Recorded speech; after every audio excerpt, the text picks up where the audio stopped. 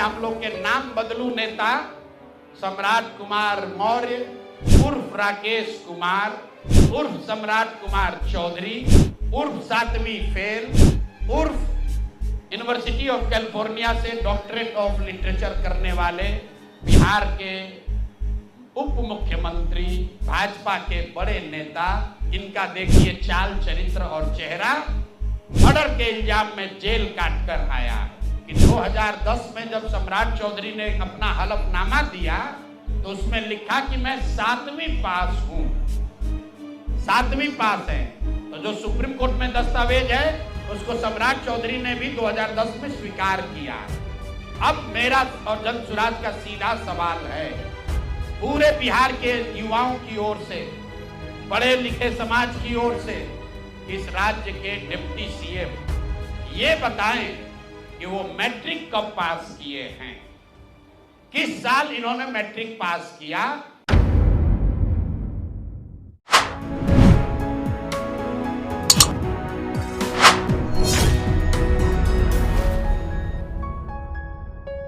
नमस्कार दोस्तों, अभी जो आपने वीडियो देखा ये बिहार में जनसुराज पार्टी के मुखिया प्रशांत किशोर की उस प्रेस कॉन्फ्रेंस का हिस्सा है जिस प्रेस कॉन्फ्रेंस के बाद बिहार में बवाल मचा है, हंगामा मचा है। प्रशांत किशोर ने कल करीब 1 घंटे तक प्रेस कॉन्फ्रेंस की और उस प्रेस कॉन्फ्रेंस पे जिस ढंग से प्रशांत किशोर ने बिहार के मौजूदा डिप्टी सीएम और बिहार बीजेपी के दिग्गज नेताओं में से एक सम्राट चौधरी की पोल खोली, जिस ढंग से प्रशांत किशोर ने नीतीश कुमार के करीबी मंत्री, दाएं बाएं आगे पीछे साए की तरह रहने वाले मंत्री अशोक चौधरी की पोल खोली, जिस ढंग से प्रशांत किशोर ने कल बिहार के दिग्गज बीजेपी नेताओं के बारे में गंभीर आरोप लगाते हुए कुछ सबूतों का जिक्र किया, जिस ढंग से प्रशांत किशोर ने कल अपनी प्रेस कॉन्फ्रेंस में बिहार के स्वास्थ्य मंत्री मंगल पांडे, बिहार बीजेपी के मौजूदा अध्यक्ष, प्रदेश अध्यक्ष दिलीप जायसवाल, बिहार से बीजेपी के सांसद संजय जायसवाल पर और आरोप लगाए, जिस ढंग से प्रशांत किशोर ने सम्राट चौधरी की डिग्री पर सवाल उठाते हुए उनके 7वीं फेल होने की जानकारी देते हुए गलत तरीके से डिलीट की डिग्री हासिल करने की बात की, जिस ढंग से प्रशांत किशोर ने कहा कि सम्राट चौधरी ने बार बार नाम बदला और नाबालिग होने की वजह से एक बार सम्राट चौधरी कत्ल के आरोप में जेल में रहकर बाहर आए।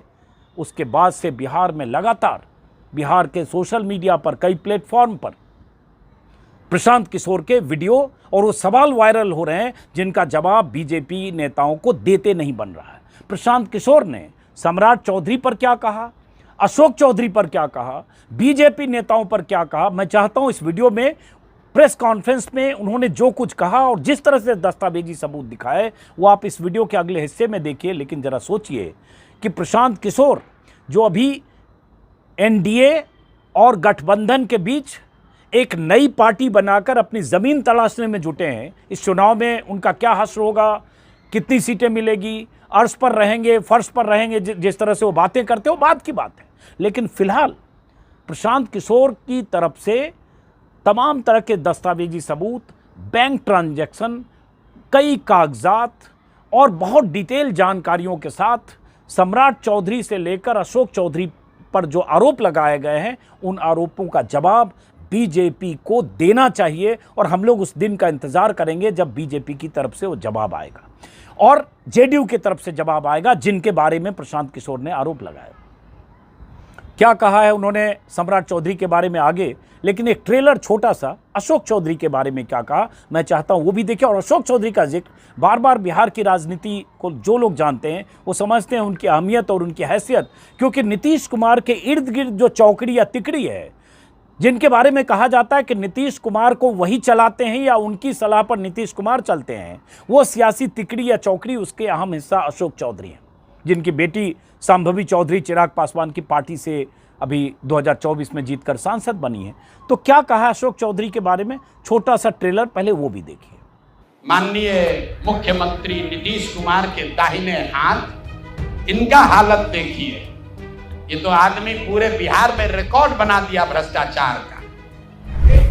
ये भाई साहब पिछले 2 बरस में 200 करोड़ रुपया से ज्यादा का संपत्ति 200 करोड़ रुपए से ज्यादा का संपत्ति अपने पत्नी, अपने बेटी, अपने समधन, उनसे जुड़ा हुआ एक ट्रस्ट, मानव वैभव विकास ट्रस्ट, इसके माध्यम से इन्होंने जमीन खरीदी है करीब 200 करोड़ रुपए का। मैं आपके जरिए अशोक चौधरी जी, जो अपने आप को महादेव का भक्त बताते हैं, हमको तो लक्ष्मी के ही भक्त ज्यादा दिखते हैं, महादेव के भक्त नहीं हैं, ये लक्ष्मी के भक्त हैं। अशोक चौधरी के पत्नी के बीच में डेली का बैंकिंग ट्रांजैक्शन का रिकॉर्ड हम लोग के पास है।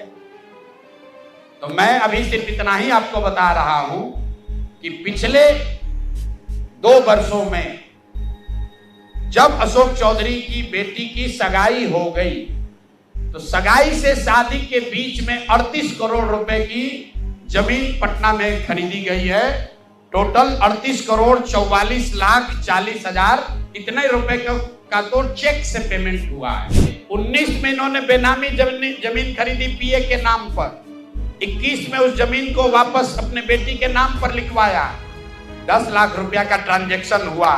जब इनकम टैक्स ने नोटिस रेज किया तो भाई साहब ने जान बचाने के लिए 27 अप्रैल 2025 को, मतलब बेटी के एमपी बनने के बाद 25 लाख रुपया दत्त को, मिस्टर दत्त को फिर इन्होंने बैंक से ट्रांसफर किया। अब अशोक चौधरी के बारे में प्रशांत किशोर का यह कहना कि 200 करोड़ की जमीन खरीदी गई, किस तरह से खरीदी गई इसी वीडियो में आगे दिखेगा। प्रशांत किशोर का यह कहना कि सम्राट चौधरी 7वीं फेल हैं और ये सम्राट चौधरी ने किसी जमाने में सुप्रीम कोर्ट में हलफनामा दिया था, उनके हलफनामे से पता चला और कई बार उन्होंने नाम बदला। और उसके बाद प्रशांत किशोर का यह कहना कि सम्राट चौधरी मैट्रिक की डिग्री पहले दिखाएं फिर बताएं कि कैसे उन्होंने डिलीट कैलिफोर्निया यूनिवर्सिटी से हासिल किया। ये बहुत ज़रूरी और अहम सवाल है। क्या इसका जवाब सम्राट चौधरी देंगे? क्या सम्राट चौधरी वाकई मैट्रिक का सर्टिफिकेट दिखाएंगे? क्योंकि यही सब बात प्रशांत किशोर कर रहे हैं। और प्रशांत किशोर ने, इसमें कोई शक नहीं है कि कल की प्रेस कॉन्फ्रेंस में पहले भी दिलीप जायसवाल और बीजेपी के मंगल पांडे जो मंत्री, उन पर गंभीर आरोप पहले भी लगाए थे, फ्लैट खरीदने को लेकर मंगल पांडे पर और दिलीप जायसवाल पर कि किस तरह से उन्होंने किसी का मेडिकल कॉलेज कब्जा किया। दिलीप जायसवाल पर कत्ल के आरोप में फंसे होने को लेकर भी आरोप लगाए। अब इन आरोपों का जवाब आने वाले समय में बीजेपी कैसे देती है, लेकिन एक बड़ा सवाल है, इतने आरोप, संगीन आरोप प्रशांत किशोर इतनी मुखरता से लगा रहे हैं, लेकिन उस मुखरता से क्या बीजेपी नेता प्रशांत किशोर के आरोपों का जवाब देते देखे गए हैं? अभी तक नहीं देखे जा रहे हैं। प्रशांत किशोर इतने बड़े आरोप लगा रहे हैं, इतने संगीन आरोप तमाम तरह के सबूतों के साथ कल लगाए, लेकिन क्या किसी नेशनल मीडिया पर, चैनल पर वो उन सवालों के घेरे में नीतीश कुमार को घेरने की कोशिश हो रही है? नीतीश कुमार खुद को सुशासन बाबू मानते हैं, उनके समर्थक और उनकी पार्टी के लोग, और उनकी छवि ऐसी बनाई गई कि सुशासन बाबू हैं। लेकिन सवाल उठता है, नीतीश कुमार अगर सुशासन बाबू हैं, यही सवाल प्रशांत किशोर उठा रहे हैं, फिर उनकी सरकार में एक ऐसे मंत्री हैं जिन मंत्री पर 200 करोड़ की जमीन कुछ सालों में खरीदने या खरीदने में संलग्न होने के आरोप हैं जो प्रशांत किशोर ने लगाए। तो अशोक चौधरी के बारे में क्या कहा और सम्राट चौधरी के बारे में क्या कहा, मैं चाहता हूं दोनों हिस्से आप यहां से सुनिए। 10 मिनट पहले आप सुनिए सम्राट चौधरी के बारे में और उसके बाद 10 मिनट के आसपास अशोक चौधरी के बारे में, और उसके बाद आगे बिहार में आऊँगा तो मैं भी समझने की कोशिश करूँगा ज़मीनी हकीकत। लेकिन फिलहाल प्रशांत किशोर के आरोप। दूसरे बड़े नेता हैं यहाँ के सम्राट चौधरी, यहाँ के उप मुख्यमंत्री हैं। भाई साहब नाम बदलने के विशेषज्ञ हैं। कई लोग, पिछली बार हमने आपको बताया था और लोग जानते भी हैं कि इनका नाम था राकेश कुमार, बाद में हुआ राकेश कुमार उर्फ सम्राट चौधरी। ये पूरी सच्चाई नहीं है। इनका ओरिजिनल नाम है सम्राट कुमार मौर्य। पहला नाम इनका है सम्राट कुमार मौर्य। 1998 में इन पर एक मर्डर का इल्जाम लगा। सदानंद सिंह जो वहां पर कांग्रेस के बड़े नेता थे और इनके परिवार के राजनीतिक विरोधी थे, उनको बम से मारकर उनकी हत्या कर दी गई, जिसमें लोग बताते हैं 6 लोगों की मृत्यु हुई। उस केस में आज के सम्राट चौधरी और तब के सम्राट कुमार मौर्य एक्यूज्ड थे, बजाबता जेल गए और 6 महीना के बाद जेल से निकले नाबालिग होने के नाम पर इनको जेल से निकाला गया। तो पहले तो सम्राट चौधरी, उनके समर्थक और चाल चरित्र चेहरा की बात करने वाले भाजपाई, और उससे भी बढ़कर बिहार में भाजपा को, एनडीए को वोट देने वाले लोग, एक बार जरा जान जाइए कि आपका उप मुख्यमंत्री मर्डर का एक्यूज्ड है, जेल में रहा है, और जेल से सिर्फ इसलिए छूटा क्योंकि इन्होंने प्रमाण दिया कि हम नाबालिग हैं। सदानंद सिंह, उनकी हत्या हुई जिसमें ये नामजद अभियुक्त है, जेल गए। अब दूसरी बात सुनिए, जब ये भाई साहब मंत्री बने, बिना विधानसभा विधान परिषद के सदस्य हुए, इनको मंत्री बनाया गया। तो जब मंत्री बने तो इन पर कम उम्र होने का एक केस हुआ जिसकी वजह से इनको बर्खास्त किया गया। ये बात तो सब लोग जानते हैं, और सम्राट चौधरी भी कहते रहे वो मामला तो पुराना है, सब सेटल हो गया है। अब क्या सेटल नहीं हुआ है वो हमसे सुन लीजिए। उस केस के पिटीशन में सुप्रीम कोर्ट में लिख के दिया गया कि इन्होंने जब मैट्रिक का एग्जाम दिया, तो मैट्रिक का एग्जाम इन्होंने दिया है सम्राट कुमार मौर्य के नाम से, और सुप्रीम कोर्ट के हलफनामे में यह लिखा गया कि सम्राट कुमार मौर्य उस समय के, इन्होंने इनका एडमिट कार्ड, इनका रोल नंबर, वो सब जारी किया, सुप्रीम कोर्ट के दस्तावेज में है। और बिहार विद्यालय परीक्षा समिति जो मैट्रिक का एग्जाम दे कराती है, इनसे पूछा गया सुप्रीम कोर्ट के द्वारा इनके पढ़ाई के एज के बारे में, क्योंकि मैट्रिक के सर्टिफिकेट को ही एज का दस्तावेज माना जाता है। तो उसमें बिहार विद्यालय परीक्षा समिति ने बताया कि सम्राट कुमार मौर्य करके जो विद्यार्थी मैट्रिक की परीक्षा पास करने का दावा कर रहे हैं, ये एक्चुअली 234 नंबर इनको आया था, ये मैट्रिक परीक्षा फेल हो गए थे। ऐसा हलफनामा सुप्रीम कोर्ट में दायर किया गया।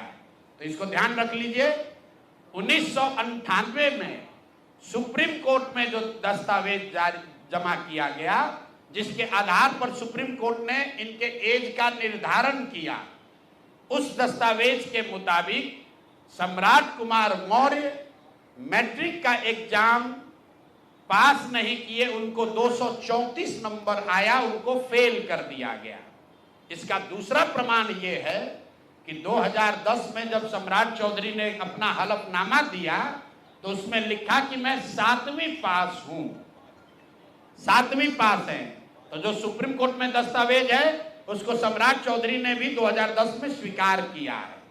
अब मेरा और जन सुराज का सीधा सवाल है पूरे बिहार के युवाओं की ओर से, पढ़े लिखे समाज की ओर से, कि इस राज्य के डिप्टी सीएम ये बताएं कि वो मैट्रिक कब पास किए हैं, किस साल इन्होंने मैट्रिक पास किया। आप लोग पत्रकार बंधु उनसे खाली इतना पूछ लीजिए कि सर किस साल आप मैट्रिक पास किए हैं, क्योंकि 2010 के बाद मैट्रिक का एग्जाम दिए नहीं है। डिग्री लगाए हैं अपने हलफनामा में, फर्जी, वो कई बार चर्चा हो गई कि उनका जो डिग्री है वो फर्जी है, डॉक्टरेट कहाँ यूनिवर्सिटी ऑफ कैलिफोर्निया से किए हैं, वो सब बात छोड़ दीजिए। सीधा सवाल, सम्राट कुमार मौर्य जो जिन पर मर्डर का इल्जाम लगा, नाम बदलकर राकेश कुमार किया, वो राकेश कुमार जब अपने सुप्रीम कोर्ट के हलफनामे में कह रहे हैं, बिहार विद्यालय परीक्षा समिति ने कहा कि ये मैट्रिक का परीक्षा फेल कर गए हैं, इन्होंने खुद स्वीकार किया 2010 में कि 7वीं क्लास ये पास हैं, तो फिर ये मैट्रिक का परीक्षा कब पास किए हैं, यही सीधा सवाल है। ये बहुत बड़ा बड़ा लंबा लंबा फेंकते हैं, कभी मुरेठा बांध कर, कभी मुरेठा खोल के। ये आदमी इतना फर्जी है, ये मैट्रिक का परीक्षा पास ही नहीं किया। तो बिहार की जनता को ये जानकारी होनी चाहिए कि ये मैट्रिक भी पास नहीं किया है आदमी, और दावा कर रहा है कि हम डीलिट का डॉक्टरेट ऑफ लिटरेचर किए हैं यूनिवर्सिटी ऑफ कैलिफोर्निया से। आप बताइए कि बिहार में कोई अगर क्लर्क, कोई सिपाही, कोई अफसर अगर गलत डिग्री के साथ पकड़ लिया जाए, नौकरी तो जाएगी ही जाएगी, जेल भी जाएगा। ये आदमी डिप्टी सीएम है, फर्जीवाड़ा किया है, मर्डर के केस में जेल गया है, 7वीं पास होने का सर्टिफिकेट लिखा है अपने एफिडेविट में, और आज तक इलेक्शन कमीशन भी नहीं पूछ रहा है कि मेरे भाई तुम डिलीट कर लिए, मैट्रिक कब पास किए? क्या बिना मैट्रिक पास किए डिलीट कर लिए? तो ये इनसे सवाल है, आप लोग नहीं पूछिएगा तो इस बार जब हलफनामा लड़ने आएंगे चुनाव, तो इनका जो भी विरोधी होगा इनसे पूछेगा कि भैया मैट्रिक कब पास किया, उसका सर्टिफिकेट लगाओ। अपने चुनावी हलफनामा में भाई साहब 10वां 12वीं का बात नहीं करते हैं, सीधे बात किया कि हम ग्रेजुएशन किए हैं कामराज यूनिवर्सिटी से, जो है ही नहीं। उसके बाद कह दिया डॉक्टरेट ऑफ लिटरेचर कर लिए यूनिवर्सिटी ऑफ कैलिफोर्निया से। तो ये है हम लोग के नाम बदलू नेता सम्राट कुमार मौर्य उर्फ राकेश कुमार उर्फ सम्राट कुमार चौधरी उर्फ 7वीं फेल उर्फ यूनिवर्सिटी ऑफ कैलिफोर्निया से डॉक्टरेट ऑफ लिटरेचर करने वाले बिहार के उप मुख्यमंत्री, भाजपा के बड़े नेता। इनका देखिए चाल चरित्र और चेहरा, मर्डर के इल्जाम में जेल काट कर आया है।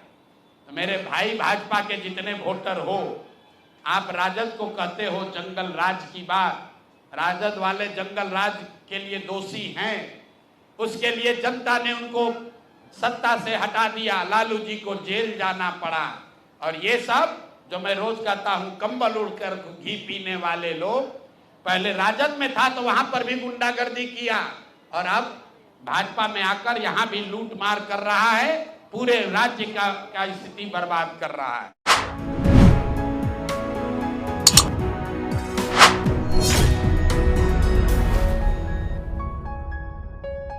माननीय मुख्यमंत्री नीतीश कुमार के दाहिने हाथ, इनका हालत देखिए। ये तो आदमी पूरे बिहार में रिकॉर्ड बना दिया भ्रष्टाचार का। हम लोग अभी तक सुनते आए हैं कि लालू जी बेनामी प्रॉपर्टी खरीदते थे, अब इनका देखिए बेनामी प्रॉपर्टी का हालत। ये दस्तावेज इतना है कि जैसा मुन्ना जी बता रहे हैं कि समेटते समेटते हम लोग थक गए कि भाई कितना भेजोगे। हमने अब कह दिया भाई अब और जमीन का कागज मत भेजो। भाई साहब के एक पीए हैं, पीए थे दत्त साहब, योगेंद्र दत्त, नाम याद रखिए। अशोक चौधरी के पीए योगेंद्र दत्त 2019 में, जरा कागज निकालिए, 2019 में अशोक चौधरी जी ने 34 लाख रुपया में योगेंद्र दत्त के नाम पर विक्रम में 1 एकड़ जमीन, करीब करीब 1 एकड़ जमीन, 0.7 एकड़ 23 कट्ठा जमीन इन्होंने खरीदा। 76 डिसमिल जमीन है, जो 23 सवा 23 कट्ठा होता है, करीब करीब 0.7 एकड़ विक्रम में 34 लाख में जमीन खरीदा गया योगेंद्र दत्त के नाम पर, जो उस समय अशोक चौधरी के पीए थे। अब सुनिए इसमें कहानी। 2 बरस के बाद दत्त साहब ने वो जमीन ट्रांसफर रजिस्ट्री कर दिया अशोक चौधरी के बेटी और अभी के सांसद सांबवी चौधरी के नाम पर 34 लाख रुपया में। इसका डीड है, ये डीड आपको जारी करेंगे, आप देख लीजिएगा। अब इसमें नई बात, अच्छी बात क्या है, नई बात क्या है?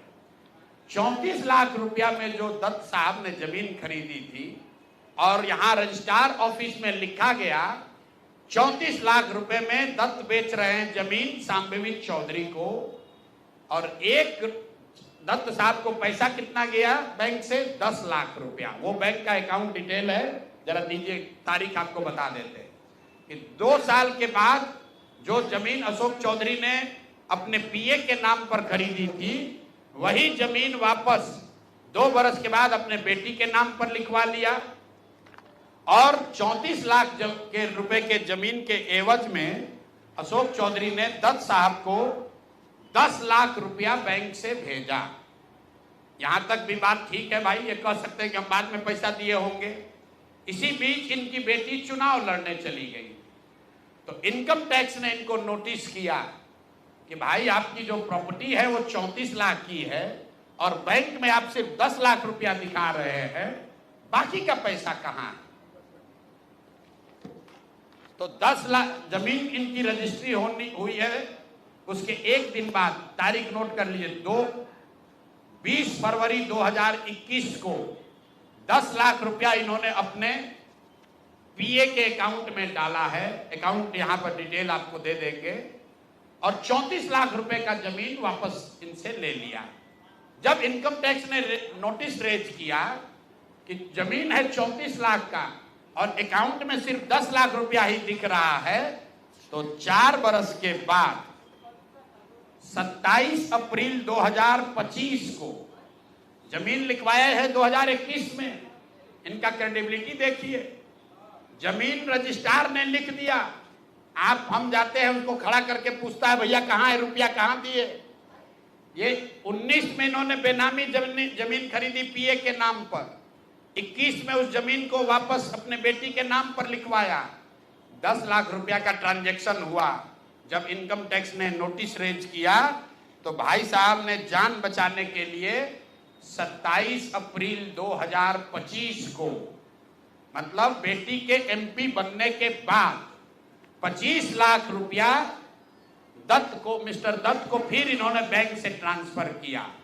तो मैं आपके जरिए अशोक चौधरी जी, जो अपने आप को महादेव का भक्त बताते हैं, हमको तो लक्ष्मी के ही भक्त ज्यादा दिखते हैं, महादेव के भक्त नहीं हैं, ये लक्ष्मी के भक्त हैं। अगर आपने 34 लाख रुपए की जमीन अपने पीए से अपने बेटी के नाम पर खरीदी तो उसका भुगतान क्यों नहीं किया? 10 लाख ही क्यों भुगतान किया? और अगर आप कहते हैं कि 10 लाख ही भुगतान तय हुआ था, तो फिर बाद में 25 लाख रुपया 3 बरस के बाद इनकम टैक्स के नोटिस आने के बाद क्यों किया? अब आपको हम एक छोटा सा केस बता रहे हैं, इसका वैल्यू 34 लाख है, लेकिन आपको ये इसलिए बता रहे हैं कि इनका मोडस ऑपरेंडी क्या है, क्योंकि उसके बाद अब जो आपको बताएंगे, ये भाई साहब पिछले 2 बरस में 200 करोड़ रुपया से ज्यादा का संपत्ति, 200 करोड़ रुपए से ज्यादा का संपत्ति अपने पत्नी, अपने बेटी, अपने समधन, उनसे जुड़ा हुआ एक ट्रस्ट, मानव वैभव विकास ट्रस्ट, इसके माध्यम से इन्होंने जमीन खरीदी है करीब 200 करोड़ रुपए का। और सारा डीड, एक एक जिस दिन का ट्रांजैक्शन है, वो सारा डीड आपको यहां पर, आप चाहे तो उसका फोटोकॉपी ले सकते हैं। मैं एक बात क्लियर कर लूं, यहां जो मानव वैभव विकास ट्रस्ट है, हमारे पास उसके खिलाफ सबूत नहीं है।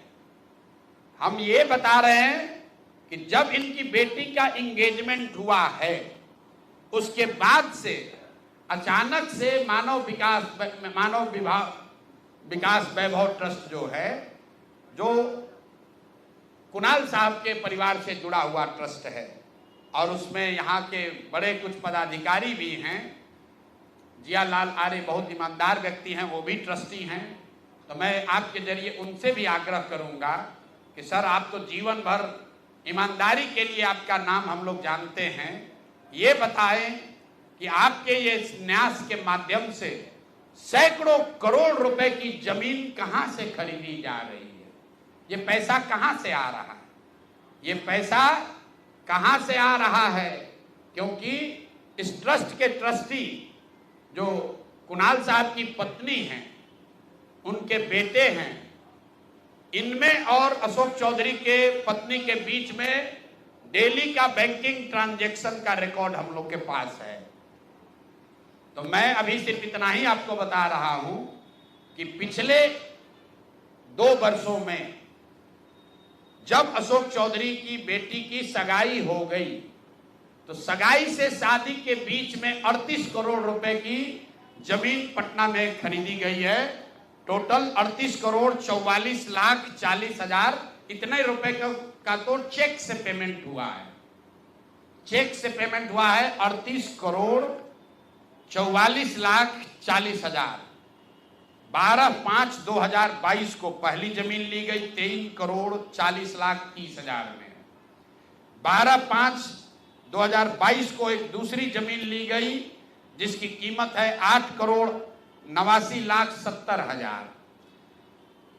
8 दिन के बाद 20 मई 2022 को फिर एक तीसरी जमीन ली गई जिसका वैल्यू है 3,44,41,000।